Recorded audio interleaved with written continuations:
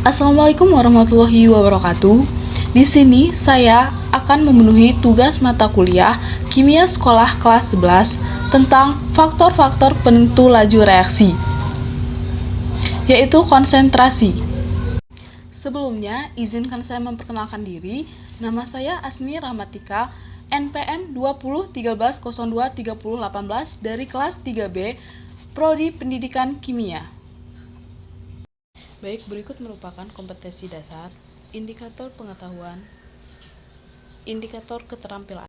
Assalamualaikum warahmatullahi wabarakatuh. Selamat pagi anak-anak. Waalaikumsalam, pagi Bu. Apa kabar semuanya?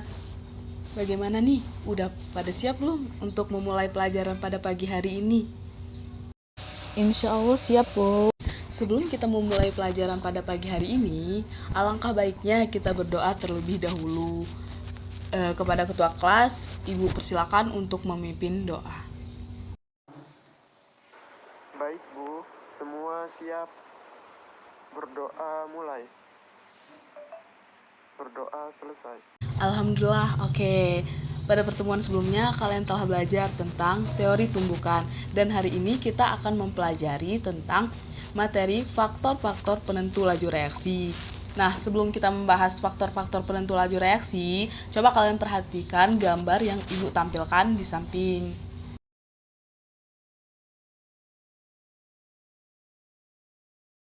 Baik, pada gambar di samping itu kita bisa lihat bersama-sama, yaitu gambar yang A itu tentang pembakaran kayu dan gambar yang B itu tentang pelapukan batu. Nah, peristiwa di atas merupakan contoh reaksi kimia yang sering kita jumpai dalam kehidupan sehari-hari. Contohnya tadi pada peristiwa pembakaran kayu dapat berlangsung dalam waktu singkat, sedangkan pada pelapukan batu membutuhkan waktu yang lama. Hal tersebut menandakan bahwa dalam suatu reaksi kimia ada reaksi kimia yang berlangsung sangat cepat dan juga ada reaksi kimia yang berlangsung sangat lambat. Setelah kalian melihat fenomena tersebut, adakah yang ingin ditanyakan terkait dengan hal-hal yang belum kalian pahami? Bu, saya ingin bertanya, mengapa reaksi kimia ada yang berlangsung cepat dan ada yang berlangsung lambat, Bu? Bagus sekali pertanyaannya. Dari teman-teman semuanya, adakah yang bisa membantu Ibu untuk menjawab pertanyaan tersebut?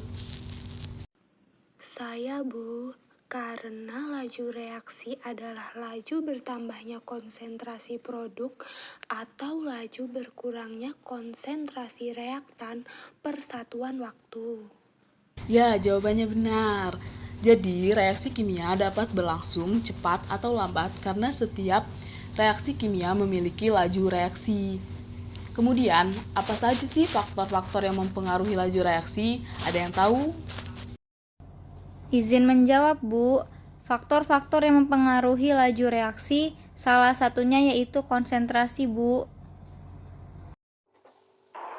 Izin menambahkan Bu, faktor-faktor yang mempengaruhi laju reaksi yaitu konsentrasi, suhu, luas permukaan, dan katalis Bu. Benar anak-anak. Nah, jawaban dari teman-teman tadi benar semua. Faktor-faktor ini menyebabkan suatu reaksi dapat berlangsung cepat atau lambat. Agar kalian bisa memahami faktor-faktor yang mempengaruhi laju reaksi, maka kita akan melakukan sebuah percobaan mengenai faktor-faktor yang mempengaruhi laju reaksi. Ibu akan membagi kalian ke dalam beberapa kelompok dan meminta kalian untuk merancang percobaan mengenai faktor-faktor yang mempengaruhi laju reaksi. Faktor-faktornya yaitu ada konsentrasi, luas permukaan, temperatur atau suhu, dan katalis. Kalian sudah tahu kan langkah-langkahnya? Ada yang bisa menyebutkan langkah-langkahnya seperti apa?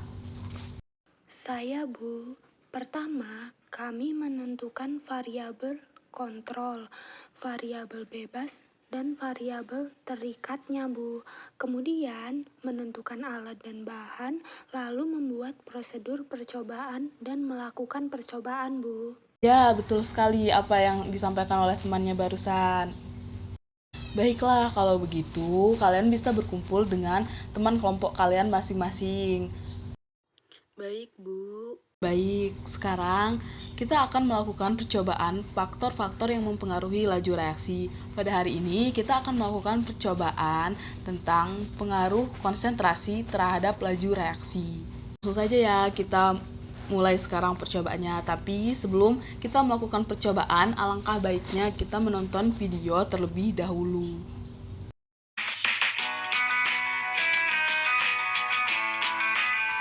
Siapkan 20 ml larutan HCl 0,5 molar, 1 molar, dan 2 molar dalam 3 gelas beker yang berbeda. Siapkan 3 keping magnesium yang masing-masing berukuran 5 mm.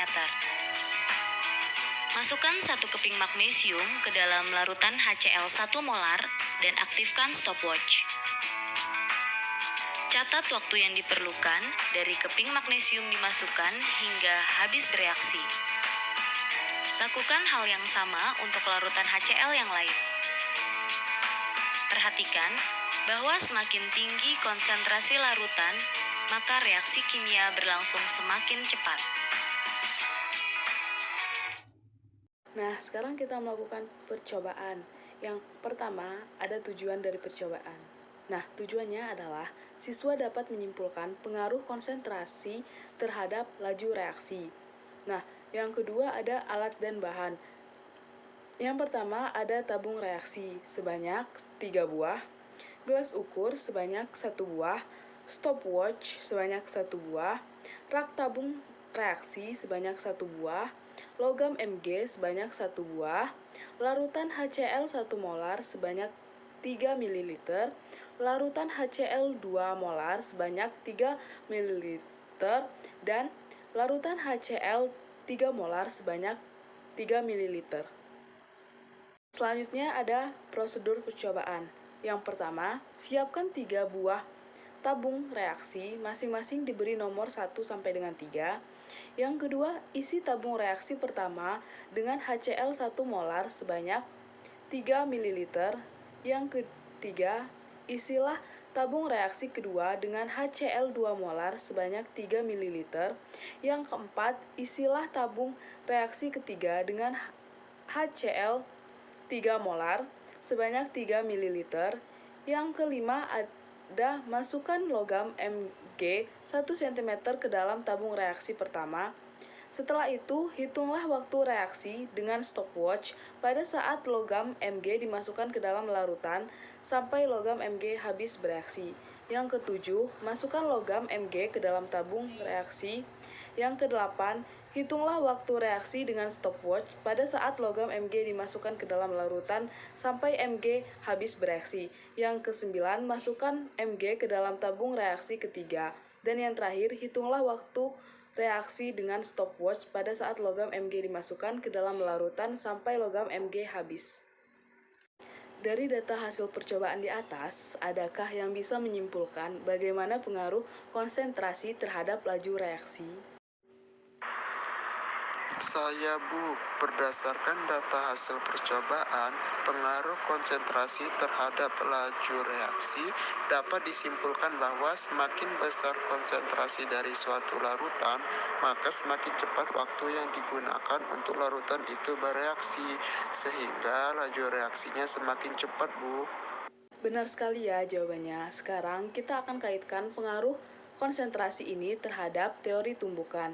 Kemarin kan kalian sudah mempelajari teori tumbukan, bukan begitu? Iya Bu, benar Bu. Kemarin sudah mempelajari materi tumbukan Bu. Ibu ingin bertanya, adakah yang masih ingat tentang teori tumbukan? Reaksi kimia dapat berlangsung itu dengan menggunakan syarat apa saja? Menurut teori tumbukan, reaksi kimia dapat berlangsung jika terjadi tumbukan efektif antara partikel-partikel reaktan. Dua faktor yang dapat menghasilkan tumbukan yang efektif yaitu molekul-molekul reaktan tersebut memiliki arah orientasi yang tepat untuk bereaksi dan molekul-molekul reaktan memiliki energi yang cukup atau melampaui energi yang diperlukan untuk bereaksi. Energi aktivasi, Bu. Bagus sekali jawabannya. Nah, kita akan kaitkan pengaruh konsentrasi ini terhadap teori tumbukan. Sebelum itu, perhatikan gambar yang Ibu tampilkan ini. Nah, gambar tersebut adalah gambar jumlah tumbukan efektif yang terjadi dalam konsentrasi tinggi dan juga konsentrasi rendah. Pada gambar di atas, yang merupakan tumbukan efektif adalah pada gambar molekul-molekul reaktan yang terdapat garis warna merah. Nah, Ibu ingin bertanya, ada berapakah tumbukan efektif pada konsentrasi rendah? Ada yang bisa menjawab? 1, Ibu. Benar. Nah, sedangkan pada konsentrasi tinggi ada berapa tumbukan efektif? Ada yang bisa jawab? 3, Bu. Benar sekali. Nah, jadi sekarang informasi apa yang bisa kalian dapatkan dari gambar tersebut?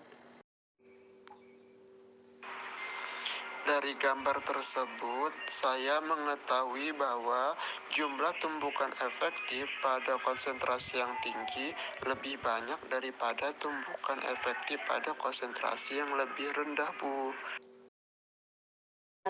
Mengapa tumbukan antara partikel pada konsentrasi yang lebih tinggi itu lebih banyak? Ada yang tahu kenapa jawabannya? Karena jumlah partikel yang ada juga lebih banyak, Bu. Benar sekali. Nah, sekarang coba kalian kaitkan dengan teori tumbukan. Mengapa semakin besar konsentrasi zat yang bereaksi, maka semakin cepat reaksi tersebut berlangsung? Menurut saya, ketika konsentrasi semakin besar, maka partikel semakin banyak pula. Jadi, yang bertumbukan semakin banyak, Bu. Ada yang bisa menambahkan dari jawaban temannya barusan? Saya, Bu, jika partikelnya banyak yang bertumbukan efektif, maka arah orientasinya semakin besar, sehingga laju reaksinya semakin cepat, Bu. Benar sekali. Nah, sekarang siapa yang ingin menyimpulkan apa yang telah kita pelajari untuk hari ini? Saya, Bu. Jadi, semakin besar konsentrasi zat yang bereaksi, maka semakin cepat reaksi tersebut berlangsung. Hal ini disebabkan karena menurut teori tumbukan, konsentrasi menandakan jumlah partikel.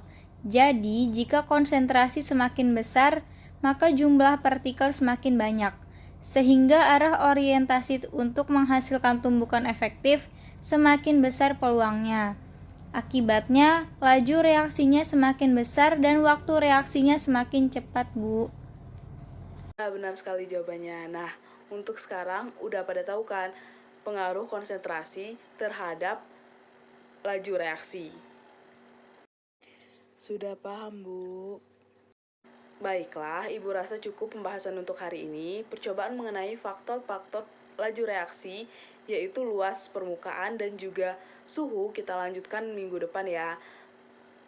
Ibu akhiri, wassalamualaikum warahmatullahi wabarakatuh.